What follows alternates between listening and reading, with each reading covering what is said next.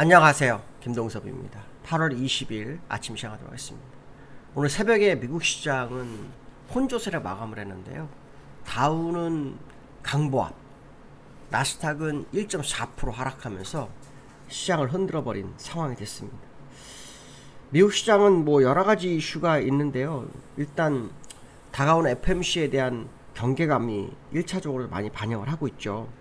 연준이 금리 인하를 안 할 수도 있다라는 분위기가 형성되고 있죠. 얼마 전까지만 해도 소비자 물가 지수가 적절하게 움직이면서 금리 인하에 대한 기대는 굉장히 컸었죠. 그런데 생산자 물가 지수가 나온 다음부터 분위기가 확 반전됐습니다. 인플레이션이 급등할 수 있다라는 불안감이 형성되고 있기 때문에 금리 인하는 인플레이션을 상승시키는 요인이 될 수 있죠. 그렇기 때문에 시장에서는 불안감이 형성되고 있죠. 금리 인하를 안 할 수 있다는 어떤 분위기가 형성되고 있고요. 그 과정 속에서 시장 주도주인 AI 기업들이 오늘 많이 빠졌습니다. 엔비디아가 3% 빠졌고요. 팔란티어가 9% 정도 빠졌고 AMD도 뭐 3, 4%대 하락률을 보였습니다. AI주가 급락하게 된 기본적인 이유는요. 오픈 AI 그 CEO인 샘 올트만, 그러니까 지난번에 뭐 3조 달러인가로 해가지고 AI 뭐 이거를 키우겠다 뭐 이런 얘기를 하는 사람이 있었죠. 뭐 소프트뱅크의 손정희와 함께 손잡고 움직이고 있는데요. 이 사람이 AI 산업에 거품이 끼었을 수 있다 이렇게 발언합니다. 그러면서 무슨 말을 하냐면 투자자들이 AI에 과도하게 흥분해 있는 건 사실이고 AI 기업들의 가치가 이미 통제 불능 수준까지 올라섰다 이렇게 얘기를 합니다. 그러니까 주가가 그냥 훅 밀린 거죠. 훅 밀린 거죠. 또 중국마저도 그 외국산 칩의 사용을 제한하는 어떤 움직임이 있었어요. 그래서 중국 당국이 공공소유 데이터 센터의 컴퓨팅 칩의 절반 이상을 중국 업체로부터 공급받도록 요구를 하고 있다 이렇게 얘기를 하고 있답니다. 언제 땅덩어리가 크니까 그렇죠? 뭐 지역 공공기관이 한두 개가 아니지 않습니까? 그래서 갑자기 AI주들이 소강 상태, 특히 얼마 전에 엔비디아가 그 HT&T로 그 중국에 납품을 하면서 이 문제가 좀 됐었잖아요. 어떤 문제가 있었냐면은 트럼프가 공급을 제한시키는 상황이 왔었고 그걸 해결하기 위해서 그 젠스랑이 백악관에 방문해서 허가를 받았죠. 대신에 그 매출의 15%를 정부에 헌납하기로 했죠. 반납하기로 했죠. 그런데 이 부분을 또 해결하기 위해서요. 그 엔비디아가 중국에 판매하는 AI 칩 가격을 인상하는 방안을 검토하고 있다고 합니다. 그러니까 결국은 소비자가 다 전가되는 거예요. 관세 문제와 비슷한 거죠. 관세도 결국 원자 가격이 오르면 기업의 생산 제품 가격은 올라갈 수밖에 없기 때문에 그 부담은 결국 미국 국민이 지는 거하고 똑같은 겁니다. 여기도 중국도 마찬가지죠. 그렇죠? 이 중국에 수출해가지고 엔비디아가 수익을 더 얻지를 못하고 그냥 공짜로 줄 수는 없잖아요. 기본 수익은 유지해야 되니까 그만큼을 다시 중국한테 부담시키려고 똑같은 거죠. 결론적으로 말하면 이게 돌고 도는 상황이 된 거죠. 그러면 이제 엔비디아 입장에서는 중국의 매출이 늘어나지 않을 수도 있죠.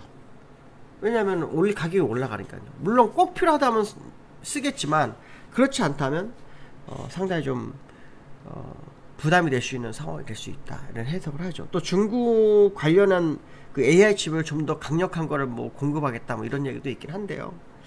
글쎄 뭐 한 번 더 시간을 두고 지켜봐야 될 것 같다. 어쨌든 시장에 호재보단 악재가 질비한 상황이 된 거죠.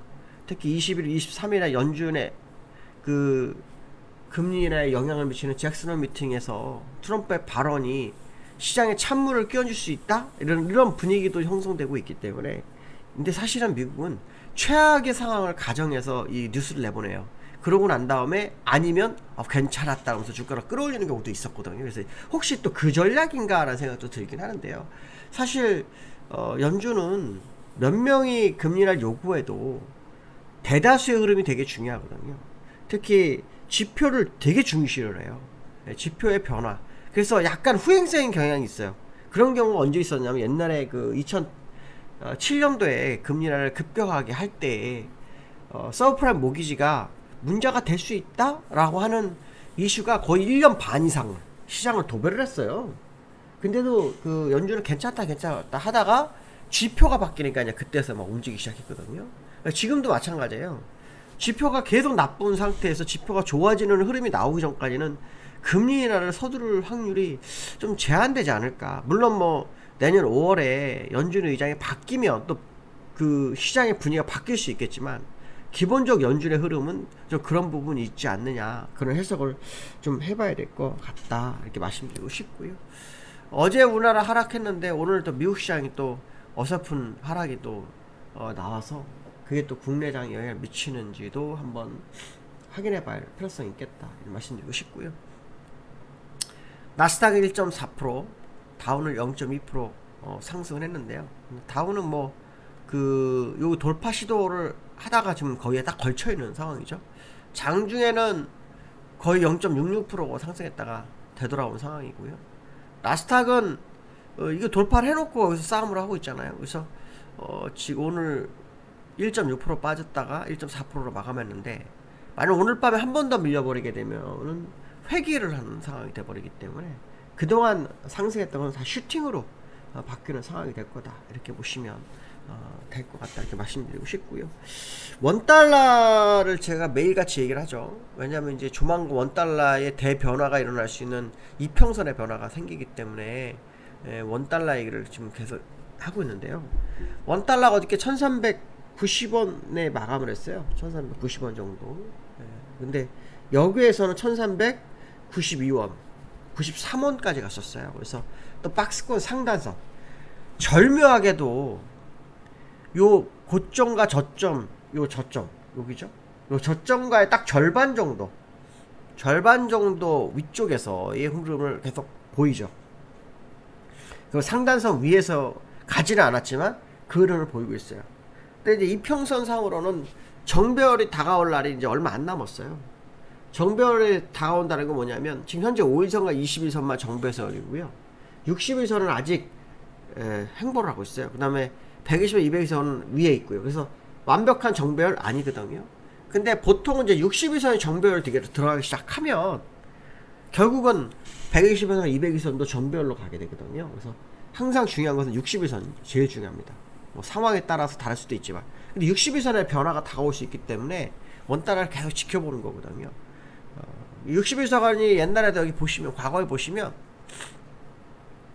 이렇게 돌아서면서 완전히 날아갔었잖아요. 여기서 마찬가지거든요. 딱 수평 구간이거든요. 근데 조만간 자율적, 그러니까 능동적이 아니라 수동적으로 60일선이 우상향으로 트는 시점이 다가오고 있습니다. 그래서 그 시점을 바라본다 그러면 지금 상단선에 이 원달러가 놀고 있는 것은 환율이 더 오를 수 있다, 이런 해석도 된다, 이렇게 보시면 될 것 같습니다. 그래서 환율에 대해서 한번 보셔야 될 것 같고, 오늘 1393원 여기에서 지금 갔거든요. 상단선 부근이거든요. 이거 돌파했었고, 여기고요. 여기는 한번 돌파했지만 여기가 상단선 1390원이 93원이에요. 그래서 이 가격 오늘 돌파하는지 한번 지켜볼 필요성이 있겠다, 이렇게 말씀드리고 싶고요. 근데 코스피가 어저께 아시아 시장에서 유일하게 하락했죠. 유일하게는 아니면 제일 많이 하락했죠. 제일 많이 하락하는 그런 상황이었는데요. 코스피 차트를 보시면은 지금 이따 허공에 떠있는 모습이 있어요. 허공에 떠있는 모습이 있어서 어떤 흐름이 나올지 상당히 중요한데, 뭐 코스피가 한 달 넘게 박스권을 갖고 있는 이유 중에 하나는 세제 개편과 관련 있다는 거, 뭐 이거는 뭐 누구나 아는 사실이고요. 다만 이제 그 과정 속에서 수급이 되게 중요한데, 수급에서 외국인들의 매도가 연일 나오고 있다는 거, 이게 좀 문제죠. 그렇죠? 외국인들이 매도를 하고 있다. 결국 그 정부의 정책에 대한 신뢰의 불확실성, 뭐 이런 부분들이 외국인들의 매도를 부추기는 상황. 다만 어저께 기관들이 2,500억을 사면서 받쳐준 거, 그런 의미 있습니다. 특이한 부분이었죠. 그동안 왜 기관들이 매도하다가 요 근래는 매수를 합니다. 어저께는 특히 약간 공격적 대응을 하는 기관의 모습인데요. 무슨 생각일까? 뭐 이런 생각을 해봐야 될 것 같습니다. 일단 매매 거래 대금은 막 줄어들고 있습니다. 매매 거래 대금은 이 줄어들고 있는 코스피 모습이거든요. 그런데 그 대기성 자금은 늘어나고 있습니다. 그 얘기는 무슨 말이냐면 정부에서 혹시라도 세제 개편을 바꿀 건가에 대한 어떤 생각.